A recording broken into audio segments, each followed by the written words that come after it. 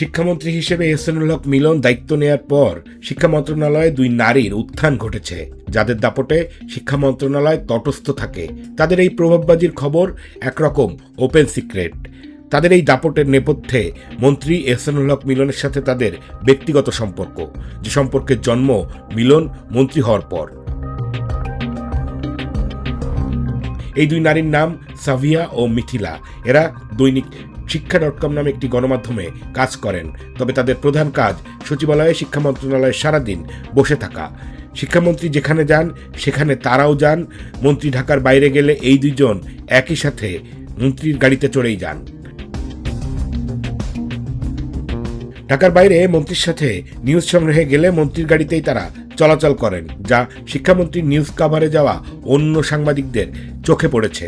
সম্প্রতি সাংবাদিকরা শিক্ষামন্ত্রীর সাথে এই দুই নারীর বিশেষ সখ্যতা এবং বিভিন্ন জায়গায় তাদেরকে নিয়ে যাওয়া নিয়ে মন্ত্রীর কাছে প্রশ্ন করেছিলেন। তখন মন্ত্রীর জবাব ছিল, তিনি তার ব্যক্তিগত অর্থে যা করেন সেটার জন্য তিনি জবাব দিবেন না। শিক্ষাবিদে যারা সাংবাদিকতা করেন তাদের দাবি, এই দুই নারী এর আগে এই অনলাইন পোর্টাল ছাড়া কোনো পরিচিত গণমাধ্যমে কাজ করেননি। তবে মন্ত্রীর সাথে সখ্যতা হওয়ায় ইতিমধ্যে মিথিলা নামের এই নারীকে শিক্ষামন্ত্রী তার কোনো একটি প্রতিষ্ঠানের গবেষণা কর্মকর্তা হিসেবে নিয়োগ দিয়েছেন।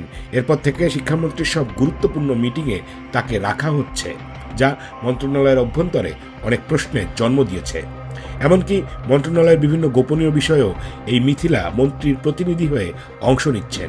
স্ক্রিনে আপনারা যে ভিডিওটি দেখছেন সেটাও মন্ত্রণালয় থেকে আমাদেরকে পাঠানো হয়েছে। এভাবেই তারা মিলনের দপ্তরে সারা দিন বসে থাকেন। অভিযোগ উঠেছে মন্ত্রীর সাথে এই দুই নারী ঘনিষ্ঠ সম্পর্ক কাজে লাগিয়ে নানা ধরনের তদবির এবং বদলি বাণিজ্যে জড়িত।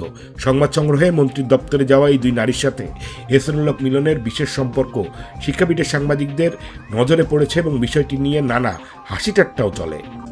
গত এপ্রিলে বরিশাল যান এহসানুল হক মিলন। সে সময় মিথিলা নামের এই নারীর সাথে তার ঘনিষ্ঠতার বিষয়টি একাধিক সাংবাদিক এবং একটি গোয়েন্দা সংস্থার নজরে পড়ে। পরবর্তীতে সেগুনবাগিচা কেন্দ্রিক ওই গোয়েন্দা সংস্থা মন্ত্রীর সাথে মিথিলা এবং সাবিয়ার ঘনিষ্ঠতার ব্যাপারে প্রধানমন্ত্রীর দপ্তরে রিপোর্ট দিয়েছে বলে জানিয়েছে সমর্থিত গোয়েন্দা সূত্র।